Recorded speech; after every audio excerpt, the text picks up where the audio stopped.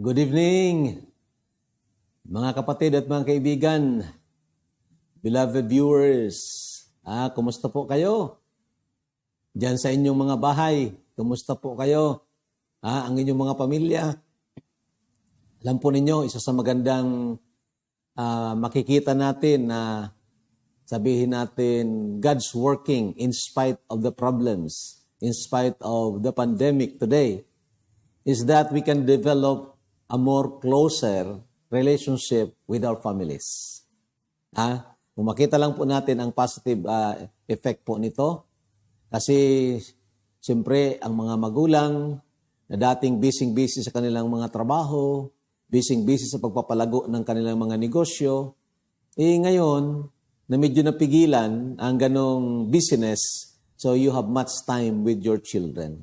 You have much time with your families.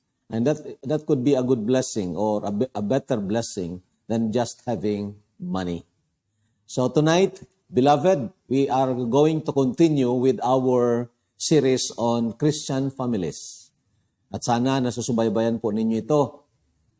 Ang ilan po sa mga episodes po natin ay nandoon na po sa YouTube. So subscribe po kayo doon sa YouTube natin, Radmer LNT, and then every time na mayroon tayong pinopost doon, ina-upload doon, then agad-agad ma-notify po kayo. So, tulong-tulong po tayo. Hindi naman na parang mas magaling ako sa inyo, kaya tuturuan ko po kayo. Hindi po.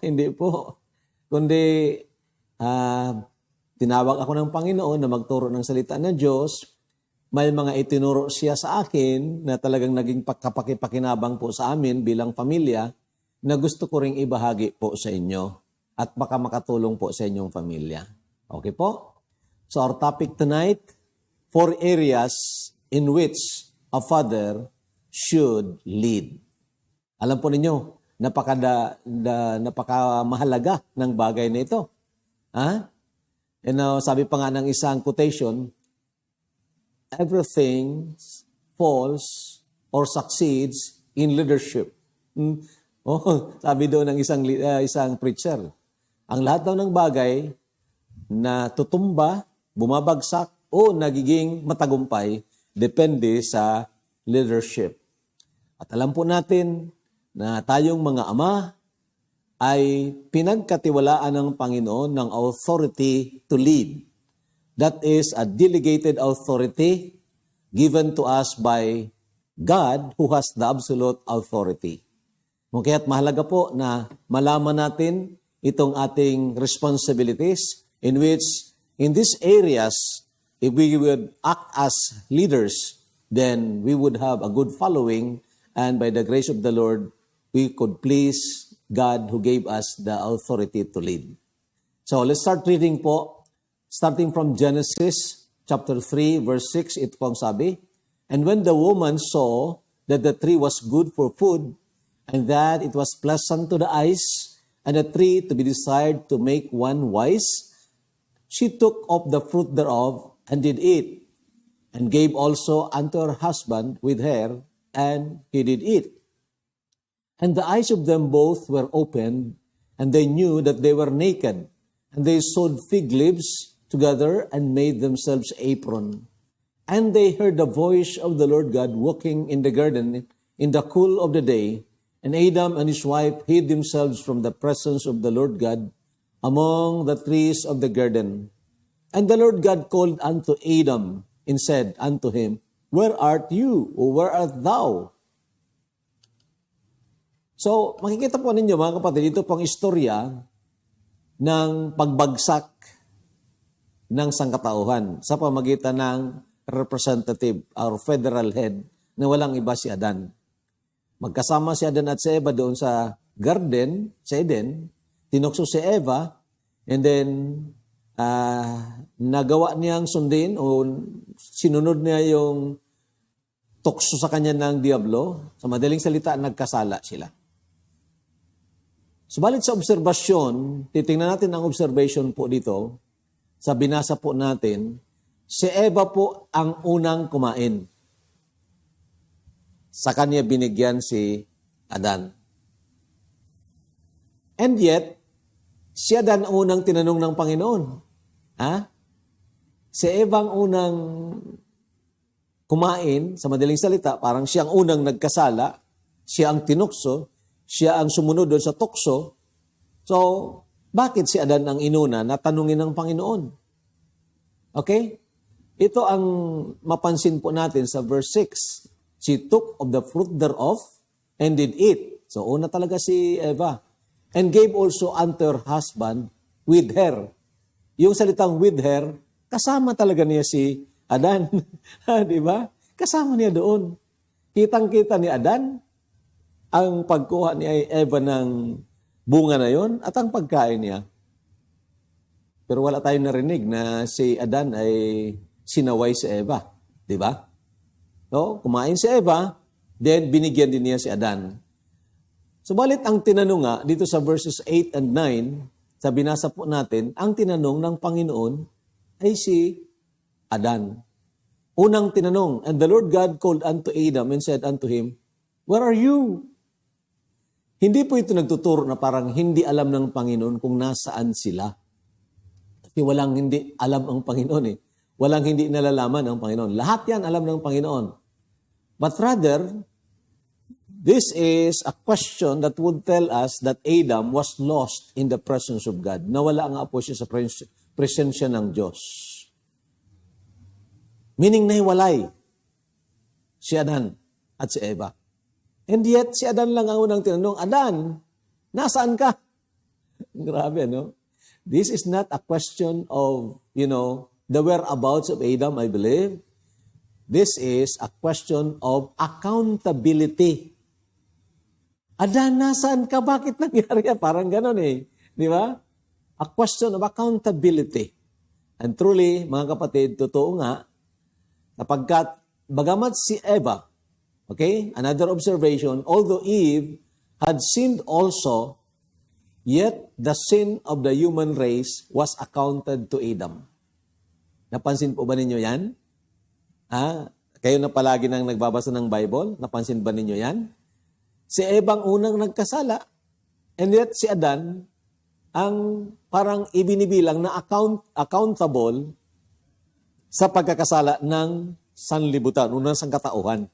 Pansinin po ninyo ang sa Romans 5:12. Sige po, sabayan po ninyo ako, Romans 5:12. Wherefore, as by one man sin entered into the world, and death by sin, and so death passed upon all men, for that all have sinned. Now, sabihin natin generic ito. One man that represents the whole humanity. And yet, totoo po ito mga kapatid. Ang tinutukoy dito si Adan. Pagdating mo sa verse 14, ito po, pakinggan niyo sa verse 14. Nevertheless, death reigned from Adam to Moses, even over them that had not the sin after the similitude of Adam's transgression, who is the figure of him that was to come. So ang tinutukoy po doon na as one man sin sa verse 12, ay itong si Adan na tinutukoy din sa verse 14.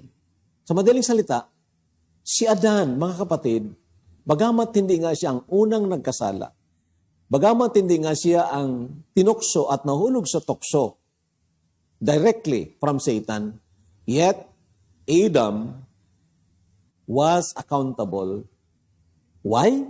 Because he is supposed to lead his wife. Okay? He is supposed to lead his wife. That is the truth beyond any reasonable doubt. At itong dapat na naiintindihan, hey, hello, mga kababaihan. Dapat naiintindihan po ninyo ito. At mga kalalakihan, tayo, na mga husbands, dapat naiintindihan po natin ito. The truth beyond any reasonable doubt, man is the head, leader of the family. Okay? That's the truth na dapat naintindihan po natin. Tayo po ang sasagot. Tayo po ang may sagutin. We are the one accountable before God for our families. Why? Because God has set us as leader of the family. No changing of that order that God has set. Hindi pwedeng baguhin po yan. Man is the head, leader of the family. In what aspects does a man lead his family? Itong pag-usapan natin ngayon. In what aspects or areas does a man lead his family? Sa anong area dapat ang isang lalaki na namumuno ng isang pamilya, sa anong mga areas ng kanyang buhay, pamumunuan niya yon? Una, mga kapatid, at hindi ito dapat i-take for granted ng mga kalalakihan na katulad ko po. In his personal relationship with God, he is to lead his family. Personal relationship with God. At ang relationship na ito, mga kapatid, or leadership na ito, shared leadership with the wife. What does it mean by shared leadership? Hindi po ito nangahulugan na kung anong kagustuhan ng isang lalaki dahil siya ang pinuno o siya ang ulo ng pamilya, ay agad-agad susundin. No, there is that process of consultation. There is that process of, analyzing ng advantage, disadvantages, the pros and the cons, kasama ng kanyang misis. Di ba? So, may shared leadership. However, in the final and ultimate decision for the family, it's the husband that is accountable. It's the husband that should give the final decision. So mga kapatid, mahalaga po ito kasi nakikita po natin sa ating mga kapanahunan ngayon, mayroong mga lalaki na parang hindi po ina-assume ang leadership na ito.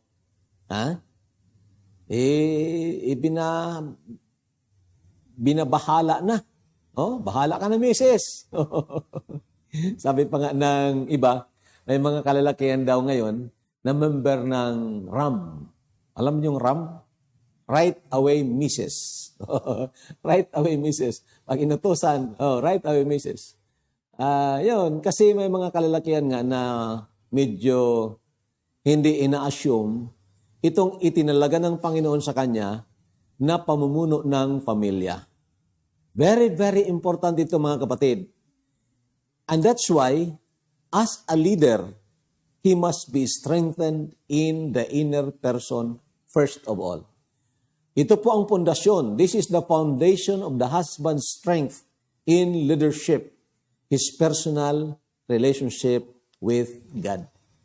Mahalaga po yan. Paano mo pamumunuan ang pamilya mo na sumunod sa kagustuhan ng Panginoon kung ikaw mismo, hindi mo rin alam kung anong kagustuhan ng Panginoon. Di ba? Mahina ka sa pag-discern, pag-perceive ng kalooban ng Panginoon. Kaya pag-desisyon mo, ang sarili mong nasusunod, hindi yung kagustuhan ng Panginoon. So very, very important, mga kapatid, mga kalalakihan, that we should really lead in our personal relationship with God. Meaning, sa madaling salita, kung mayroon pang dapat na mas spiritual sa isang pamilya, dapat po ang lalaki. I am not, underscoring the spirituality of the wives. I'm not. But rather, kung mayroon pang inaasahan ng Panginoon na mas spiritual, ay ang leader. Yun pong totoo. Kaya nga, doon in fact, one of these days, we will be reading those verses in 1 Corinthians chapter 14, halimbawa, na sinasabi doon, ang mga babae daw magpasakop sa kanilang asawa. Kung meron silang katanungan, hindi sila pwede magsalita doon sa mga churches. Kung meron silang katanungan, tatanungin nila ang kanilang mga asawa, ang kanilang asawa. Na inaasahan ng Panginoon, pag magtanong ang isang babae sa kanyang asawa, marunong ng sagot ang asawang lalaki. Bakit? Dahil nga siya ang dapat na mas spiritual. Ang problema, mga kapatid, sa sitwasyon ngayon ng maraming mga churches, nakita ko po yan, obserbahan ko po yan. Sige, tingnan po ninyo, noong mayroon pa ng face-to-face, ilan na mga padre de pamilya ang nandiyan na talagang desidido mag-aral ng salita ng Panginoon. Ilan? Ang iba nasa bahay Di ba? Misis lang at ang mga anak ang pinapapunta doon. Pag Sunday school, kung mayroong mag-attend man, 2, 3, 4, ganun. Bihira na mga kalalakihan ang talagang desidido. That's why our families, hello, I am not, trying to ostracize anybody. I am not. Hindi ko po pinupuna ang sinuman. But rather, based sa observation, nakita po natin mahina ang mga pamilya ng mga Pilipino kahit na pamilya ng mga mananampalataya. Why? There is that weak leadership. And also, this is the foundation of the wife's submission to her husband. Totoo po yan, mga kapatid. Ha? Bakit ang isang babae o isang asawa ay susundin niya ang kanyang mister? Hindi naman dahil asawa ko siya, kahit na mali, sundin ko na lang. Hindi po. Ang isang babae, sumusunod siya sa leadership ng kanyang mister dahil alam din niya na ang mister niya sumusunod sa leadership ng Diyos. Okay? Ibig sabihin, itong mister niya, spiritual ang mga decisions nito. Hindi yung desisyon na makasarili o patungkol sa kasalanan, pabor sa kasalanan. Hindi po. Kundi pabor sa Diyos. Yan pong pundasyon ng pagsusubmit ng pagpapasakop ng isang babae sa kanyang sariling asawa. So, very, very important po yan. Pangalawa, mga kapatid, na area wherein the father should lead his family in shaping the family's moral and spiritual vision. Sa paghurma, sa pag-shapen ng moral at spiritual na pananaw ng isang pamilya. Anong ibig sabihin nito, mga kapatid? As a leader, itinuturing ng Diyos ang isang namumuno na nakakaalam siya kung saan pupunta ang kanyang pamilya. At ang dapat na pupuntahan niya, yung kalooban ng Diyos. In fact, sa Psalms 127, pinipicture out doon ang mga bata na parang mga arrows, mga palaso, na nasa kamay ng archer. At ang archer doon, ang padre de familia, na kung saan iminumungkahi ng imagery na yon, na ang isang leader ng pamilya, siya ang nagsishapen ng mga arrows, at siya rin ang nagdadirect ng mga arrows na yaon upang ang tatamaan niya, yung talagang tatamaan niya na direksyon na makapagbigay luwalhati sa Diyos. Very, very important yun, mga kapatid. Kung hindi natin isi-shapen ang moral and spiritual vision ng ating mga anak, kasama na ang misis natin, then everyone has its own vision. And most often, they are not towards God. They are away from God. So very important po, man is to set a biblical standard for morality and enforce it. Kaya't merong tinatawag rules. Merong tinatawag instructions. Sabi ng Book of Proverbs, my son, take heed to thy father's instruction. So merong instruction. Merong mga nasiset na standard na ang father di pamilya nagsasabi, ito ang pupuntahan natin, ito ang direksyon natin, dito tayo dapat kasi ito ang kalooban ng Panginoon. Okay? So, mayroong biblical standard for morality and that standard should be enforced. Man is to set the direction of biblical goals for his family. Very, very important po, mga kapatid, ang mga bagay na ito. Hindi po na parang bahala na, kesira-sira. Hindi po. Tayo ay pinagkatiwalaan ng Diyos ng pamilya, hindi upang ilayo sa Diyos, kundi upang ilapit sa Diyos. Kaya very important na pinamumunuan natin sila sa kanilang moral or moralities at sa kanilang spiritual vision. Maraming mga magulang, even Christian families, na ang kanilang pananaw sa buhay ay, mababaw. Para bagang katulad din ng mga hindi mananampalataya na kailangan makapagtapos lang ng pag-aaral ang mga bata at pag nakatapos makakuha ng trabaho. Now, there's nothing wrong about that. But what about the role in the body of Christ? What about the roles in the body of Christ? What about the direction that would lead them to glorify the Lord? Most often, nakakaligtaan po yan. So very important po na i-guide po natin sila. Sabi pa nga ng isang book of Proverbs, isang talata sa Proverbs, where there is no vision, the people perish.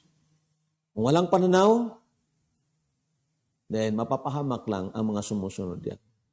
So pangatlo, mga kapatid, hindi lang sa personal relationship with God, hindi lang sa shaping of the family's moral and spiritual vision, but also in gathering the family for prayer, scripture, and worship. Okay, noong tayo ay wala itong pandemic, dapat talaga sabay-sabay na nagsisipagdalo ang lahat ng membro ng pamilya. Ang isang ama na spiritual, dapat nakukumbinsi niya ang kanyang mga anak at ang kanyang misis na dumalo sa mga pagtitipon na ganon. Okay? Lalo na kung maliliit pa yung mga bata ninyo. O hindi pwede na may sarili silang pagdidesisyon. Ang desisyon mo, dahil ikaw ang para di pamilya, ay susunod po sila. Now, hindi naman na parang pipilipitin mo ang kanilang mga kamay, gagapusin mo sila para magsipag-attend sila. Hindi. But you know, in a good example, and of course, in good persuasion, then you can convince your family to be always in the church building, listening to God, God's Word, and of course, worshiping together. Now, ang tanong ngayon, pwede pa bang gawin ito na hindi na pwedeng makapagtipon face-to-face ang mga mananampalataya? Pwede pa bang magkatipon ang mga pamilya? Mga kapatid, sabihin ko sa inyo, 101% pwede. Alam niyo bakit? Kanina nga sinasabi ko sa inyo na hindi po naging masyadong hadlang, may positive na epekto itong pandemic sa atin. Nagkakaroon ng consciousness ang mga pamilya na magtipon-tipon, of course, in the time of worship, in the time of prayer, and the time of fellowship. Okay? Now, hindi na kailangan na pupunta ka pa ng church building para lang makarinig ng salita ng Diyos. Sa ating kapanahonan ngayon, di ba? O, sabihin natin, ang pare di pamilya hindi pa naman marunong mag-lead sa devotion o hindi pa marunong mag-expound ng scripture sa limbawa. Now, hindi po yan hadlang. Nakakapanood ka naman siguro dyan sa YouTube o sa Facebook ng iba't ibang mga preaching na alam mo maganda, talagang tama, totoo ang sinasabi. O sige, i-download mo. Then, yayain mo yung mga anak sa convenient time, yayain mo ang pamilya mo. Mga anak, manood tayo nito, na-bless ako ng preaching na ito. Manood tayo. Okay? So with that, magagawa pa rin ito. You are leading them in worship, in scripture, and in prayer. Ang problema kung medyo nakakahon tayo, alam niyo ibig sabihin nakakahon? Naku, wala na ng pagsisimba ngayon. Hindi na tayo maka-worship. Sino nagsabi sa iyo? Dahil sinabi ko nga sa inyo, nung Sunday, ang worship, hindi naman po nangyayari na doon lang sa church building. Hindi po. Si Job nag-worship si Job. Saan siya nag-worship? Saan siya nagsamba? Doon sa bahay niya. Oo. It's not about the place, mga kapatid. It's about the person. The presence of the greatest person, that is the Lord Jesus Christ. Now, where 2 or 3 are gathered together in my name, I am in the midst of them. So, ikaw at ang misis mo, wala pa kayong mga anak, magtipon kayo, pakinggan nyo ang preaching, then you're worshiping. Di ba? Nandyan ang mga anak mo. May makikita ka siguro ng mga magagandang mga preaching na magtuturo sa pagpapamilya. Sige, panoorin ninyo kasama ng inyong mga anak, kasama ng inyong misis. And then, you can grow in scriptures. And then, mag-pray kayo together. So, with this, mga kapatid, hindi nga po mahadlangan itong pamumuno ng isang lalaki sa kanyang pamilya, mas lalo pa nga mapapaigting, lalo pa nga ma-enhance ang leadership na ito. Bakit? May katuwang ka po. Di ba? Kung hindi mo alam, then hanap ka doon ng mga preachers na, wow, ito maganda itong preaching na ito ni John MacArthur. Halimbawa lang, ha? Maganda ito ha, tungkol sa Christian family. Maganda itong preaching ni John Piper sa Christian family. Sige nga, pakinggan ko ito. Ganyan po mga kapatid. Nako, hindi po pwedeng mag-alibay tayo na dahil sa pandemic kaya hindi natin magawa ang pamumuno sa ating pamilya. Mali po yun. Lalong magagawa natin ngayon. Okay po? Tingnan niyo si Joshua. Malapit tayo magtapos dito. Isa na lang. Sabi ni Joshua sa 24 verse 15, "And if it seem evil unto you to serve the Lord, choose you this day whom ye will serve, whether the gods which your fathers served that were on the other side of the flood, or the gods of the Amorites, in whose land you dwell. But as for me and my house, we will serve the Lord." So makita nyo ang commitment ni Joshua dito at ang kanyang determination. Of course, it's by the grace of God, ang kanyang determination to lead his family. Sabi niya, kayo ng mga Israelita, o magpili kayo, sinong gusto niyong sundin? Baka ang iba sa inyo gusto magsunod sa Diyos-Diyusan.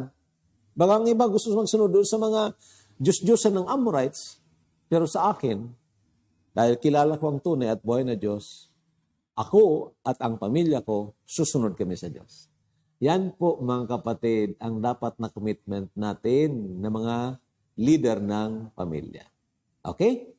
And lastly, in reconciliation. We are to be leaders in reconciliation. Anong ibig sabihin nito? Walang pamilya po na hindi nagkakaroon ng problema. Di ba? In a relationship, there is always that, strained relationship. Parang nasisira na relasyon. Mga anak o magkakapatid, nag-aaway-away. Minsan, di ba? Minsan, ang mga magulang o kaya ang mag-asawa, nag-aaway din. Sino ang mamumuno para ma-reconcile ang isa't isa? Sino ang dapat mag-take ng pamumuno? Sino ang dapat? Sabi ng lalaki, ako ang tama eh. Dapat siya ang mali, misis ko, dapat siyang una na mag-sorry. Ako ang tama, siya ang mali, dapat siyang una mag-sorry. Alam nyo, ang mali, mga kapatid, hindi agad-agad yan makakita na mali siya. Yan ang totoo. Ang taong mali, nagkakamali at talagang may kasalanan na ayaw bitawan, hindi agad-agad yan makakita ng doktrina, I'll say that doctrine or teachings of reconciliation. Pero yung spiritual na tao, kung ikaw nga itama, ikaw ang dapat na manguna sa reconciliation. Di ba? Sabi naman niya ng Galatians chapter 6, sabi na, "Brethren, if any man be overtaken in a fault, ye that are spiritual must restore them in a spirit of meekness, considering thyself, lest you also fall." Okay? So the most spiritual must make the first move. And it should be the man. Okay? So in reconciliation, yan po ang dapat na maintindihan. Ang pinaka-spiritual, yun ang gagawa ng unang galaw o first move. And it should be the man. At mahalaga ito mga kapatid, at sa biyaya ng Panginoon ipagpapatuloy po natin ito, Kasi alam ko na hindi naman natin itong kayang i-digest agad-agad.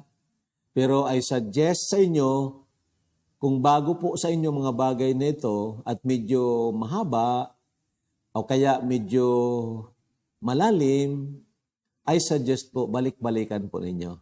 And of course, kasama palagi ang prayer. Because it's the Holy Spirit who gives us the wisdom to understand. Sana makatulong po sa inyo mga bagay nito. Tayong mga leaders, we should be strong, just, and good leaders of our families. Maraming salamat po. God bless us all.